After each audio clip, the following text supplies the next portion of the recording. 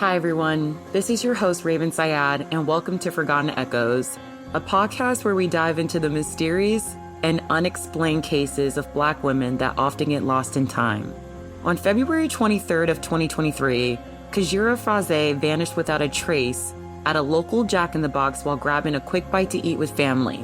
Her family, friends, the community, and authorities have been left with more questions than answers. Almost 2 years later, we still wonder, what really happened to Cajairah? This is Forgotten Echoes, episode number 1, The Disappearance of Cajairah J. Fraise.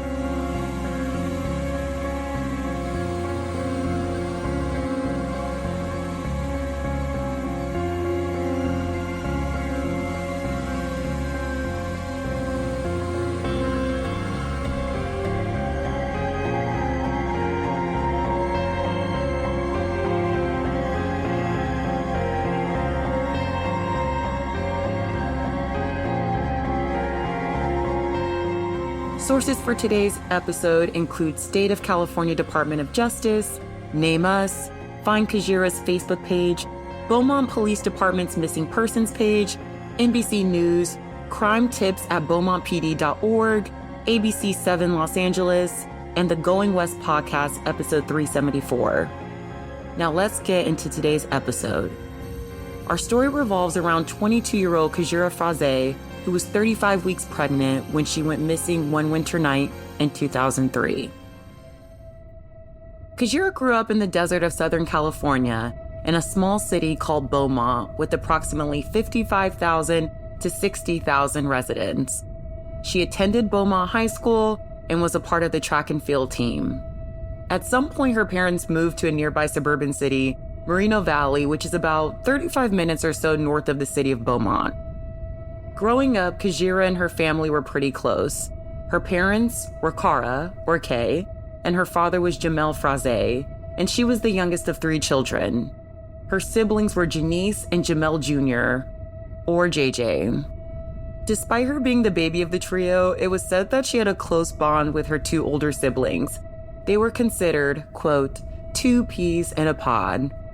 At the time of her disappearance, Cajairah was 8 months pregnant with her child, a sweet baby boy due on just March 29th of that same year, 2023. It was reported that Cajairah was extremely excited about the baby, even with being a little surprised in the beginning. Her mother, Cara, or Kay, said this about her daughter finding out she was going to be a mother. Quote, "She is a loving, kind, genuine person. She was just completely excited and shocked. She couldn't believe it. Just the thought of a baby growing inside of you." Quote, "It's very obvious Cajairah was so loved by her family and friends." As we head into the story, I want to give a heads up that in this case, you'll find that information is extremely limited and misconstrued. It's almost impossible to know what is accurate and what isn't going through different reports. Rewinding to Thursday, February 23rd of 2023, a day meant for mother-daughter bonding. Cajairah, who was 35 weeks pregnant, and her mother, Cara, planned a relaxing day together. They went to the gym for what Cara called a spa day, helping to ease the aches and pains of pregnancy and just allow the pair to bond and relax as Cajairah was only a month or so away from her due date. After the spa day, the pair also ran a few errands, picking up baby supplies and whatnot. Towards the end of the night, Cajairah requested to visit her maternal grandmother, who lived in Beaumont, California. And according to reports, she was excited to visit that evening. Kay, or Cajairah's mother, stated that she was tired, so she asked Cajairah's father to drive to the grandmother's house, and he agreed. But it was during the drive to her grandmother's house that the night would take a tragic turn, and fast. On the way to Cajairah's grandmother's house, she became hungry and wanted to stop for food, and her parents obliged. Totally understandable being pregnant and having a pretty full day with her mother. The family stopped at a Jack in the Box restaurant on 89th Beaumont Avenue in Beaumont, California to grab a quick snack. It was just within the time frame of 10:15 and 10:30 p.m. Kay, Cajairah's mother, recalls what happens next. Quote, "She was just sitting there, quiet. Then all of a sudden, she opened the door and got out. She said she needed some fresh air. I never thought anything of it at first, but when we pulled forward to the window, I looked back and she was still standing there. We backed the car up to check on her, but when we paid for the food and pulled forward again, she was gone, quote. Now, there's a few different theories that I've seen in reports and that I can kind of sum up. So one, she was having a mental health crisis. Maybe she was going through something and she needed to exit the vehicle quickly and just kind of gather her thoughts, maybe walk around a bit, whatever the case is. Second theory, maybe she just wasn't feeling well. I mean, after all, she was 8 months pregnant. She had a full day with her mom. She was probably on her feet a lot. Then they're driving from Moreno Valley all the way to Beaumont, which is another 30 minutes or so. She could have just not been feeling well. And then the last theory, or frankly, maybe she just needed some fresh air. Once again, she's 8 months pregnant. She is probably exhausted from the day. Who knows how she was feeling physically at the moment? Maybe just getting some fresh air and just being able to stretch and get out of the car is what she needed at the moment. So we are not 100% sure of her mindset at the time of her exiting the vehicle, which makes this even more tough to try and dissect where she could have went from here, essentially. Now, after her parents get the food, they realize Cajairah is nowhere in sight, and they immediately search in the nearby parking lots and circle the area while asking people around the Jack in the Box if they've seen anything. Quickly going into the landscape here, so fun fact, I've actually been to this Jack in the Box more times than I'd like to recall. So let me break down the location for you. The Jack in the Box is just off of Beaumont Avenue and East 1st Street, and it's surrounded by other small businesses as well as a high school. Going south from that Jack in the Box, you're headed to more of a desert, wildlife area. In Beaumont, there's tons of open fields, a lot of desert area. So think about that when you're envisioning the location. Now, if you follow south, you'll eventually reach Highway 79. Now, if you're going north of the Jack in the Box, you're going towards the downtown Beaumont area, which there's more shops, it's more lights, probably more people in the area, etc., etc. Unfortunately, we don't have much info on what direction she went towards, but it is believed that she went south. We'd probably want her to go north because, once again, you're going to more of the downtown area. There's more people. It's more heavily lit. Beaumont can get really dark and has some rural places, especially when going south and hitting that highway. So it's a little concerning that from the little information we have, it looks like she did go south. Now, ABC 7 states, quote, after an hour or so of nobody spotting Cajairah, the family calls 911 reporting her missing, quote. Now, there are reports of the family calling the police at 10:39, which would mean they only searched for about 9 minutes or so from the time they realized she was missing at 10:30 p.m. Remember, they actually pull up to the Jack in the Box between 10:15, 10:30. They get their food fairly quickly. And there's reports saying that police received their first call from the Fraises at 10:39, which would leave about 9 to 10 minutes of actually them circling different parking lots and searching for her. However, there are also conflicting reports that they searched for her for an hour or so and then called the police, which would have been closer to that 11:30 midnight area or time. Just pointing that out, it's a small discrepancy as I can't say which one is 100% accurate. So just stating that there are contradicting reports out there. And I can't really for certain say which one is accurate and which one isn't. Now, initially, Beaumont police stated that due to Cajairah's age, she was missing voluntarily. But as time went on and with being pregnant and extremely vulnerable, that changed and investigators launched a search March 7th of 2023. Yes, March 7th. But unfortunately, no clues were found. It was seriously like Cajairah had disappeared into thin air. During the search, investigators took to foot, searching along Highway 79, as well as using drones, dogs, and helicopters. And that area is extremely vast with little lighting and is surrounded by desert, which made it all the more imperative police try and locate Cajairah as soon as possible. My 2 cents in here, it's absolutely insane to me that police found nothing. I mean, as someone who's real big true crime follower and looking at different cases, it's very rare that someone literally disappears into thin air. They didn't find a particle of clothing, maybe a receipt that fell out of a pocket, footsteps that in the dirt that could have indicated it was her. There was no direction on where she could have went. There's absolutely nothing they find. And this is a woman who is 35 weeks pregnant. And essentially, you would think couldn't get that far from the time her parents order the food to when they go searching for her. So it's extremely alarming that nothing was found, no clues at all. So Beaumont police released 2 photos from their surveillance that night and a selfie of her holding her own phone in a gym bathroom the day she went missing. Also, it was said that Cajairah's mom had her phone after she went missing, and her mom misplaced it weeks later, so police didn't obtain the phone immediately. So did she lose the phone, or did her family have it? If she lost it, when did she lose it, and were any phone records recovered?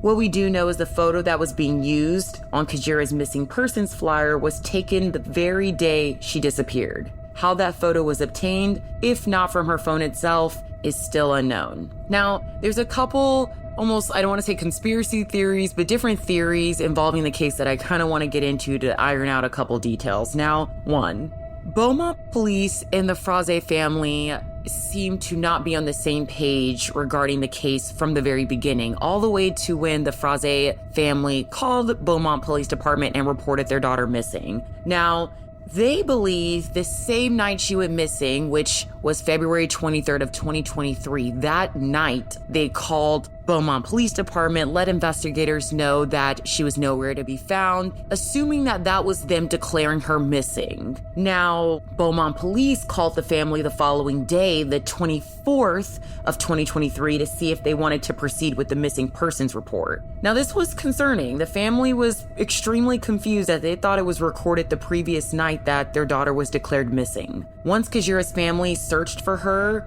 but there was just no sign of her. Beaumont Police Department are saying the 24th is when technically she was declared missing, which obviously put the family at a loss of about 24 hours, while the Fraise family is saying we called the 23rd, and that is when we declared our daughter missing. So that is something that I have found reports that the police department and the family are not on the same page about. Another conflicting statement was her purse and her phone were still in the car, yet she had taken nothing with her except her Bible. Just minutes had passed, but Cajairah had disappeared into night without a trace. Now, the phone is a tough one because when Cajairah got out the car to get some fresh air, she only took her Bible with her. She left all her belongings, including her phone, in the car. Now, the conspiracy theory, if you will, regarding the phone is that she may have not just taken her phone, but why would she decide to just walk away from her life or run away without her phone?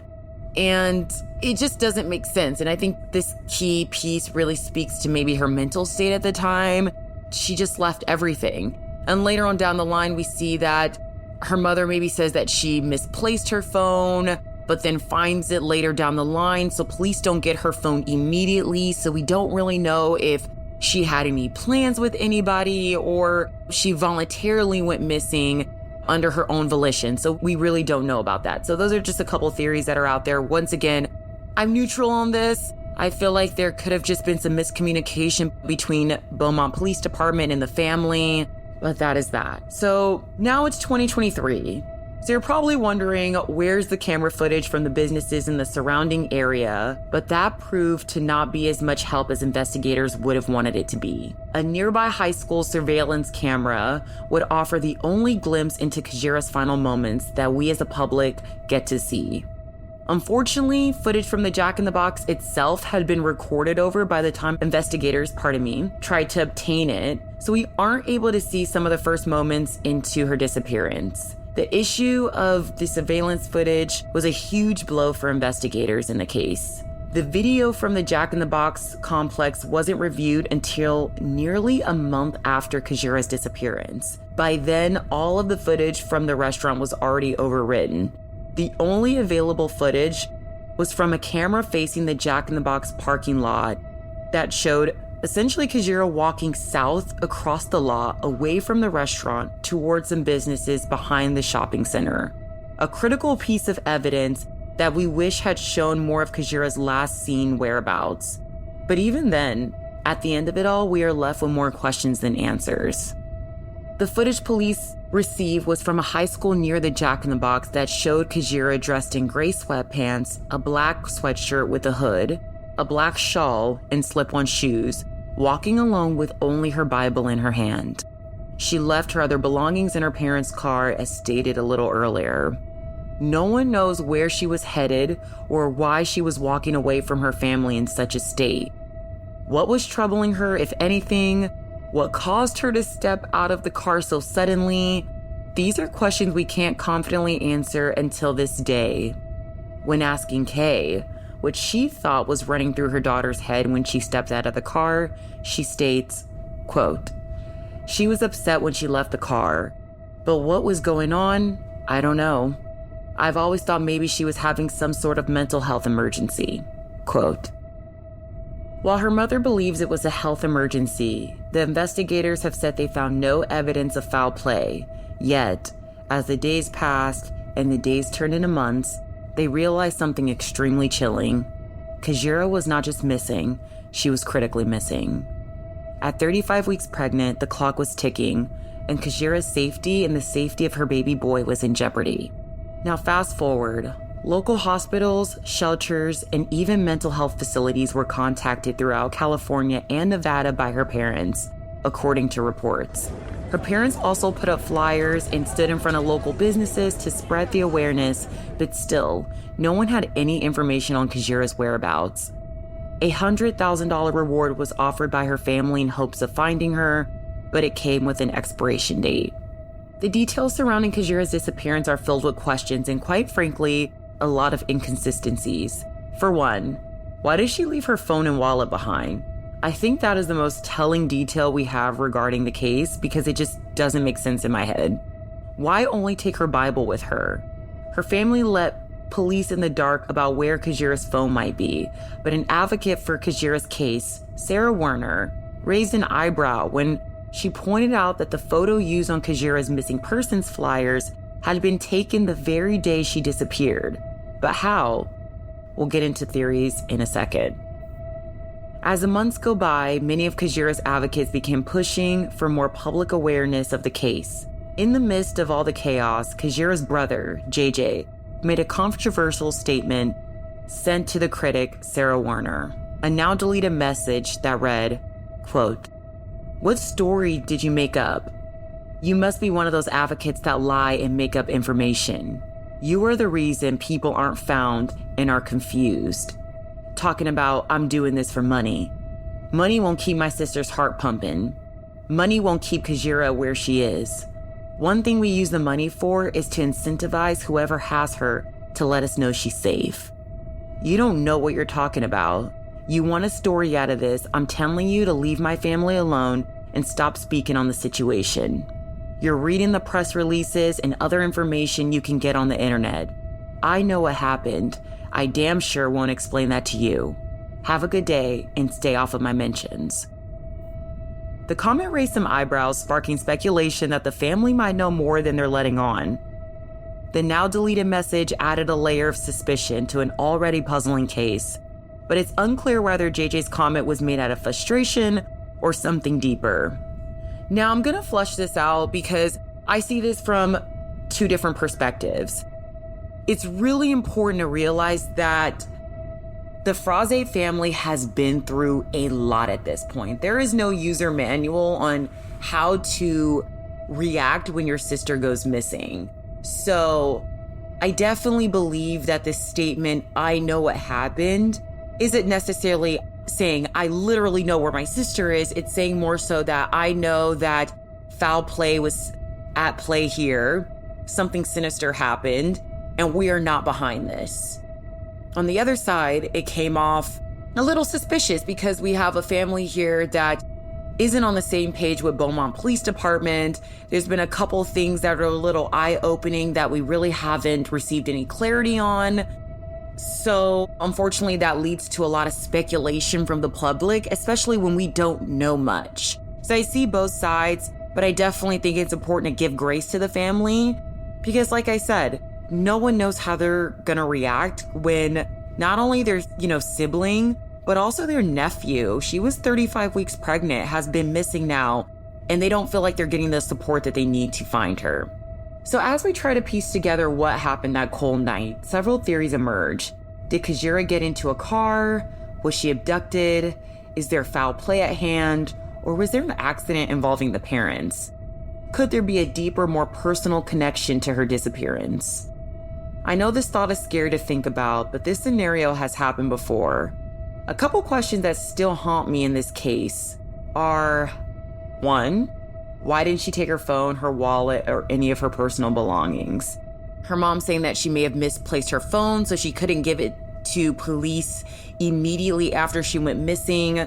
But then obviously her mom submitting the photo of her the same day she went missing kind of makes you wonder, when did she lose her phone? When did the family find it? There was a gap between when they essentially found the phone and when, if police ever received it. We don't know if any records were obtained from it. We don't really know anything about that, but it just left the public a little confused about the situation.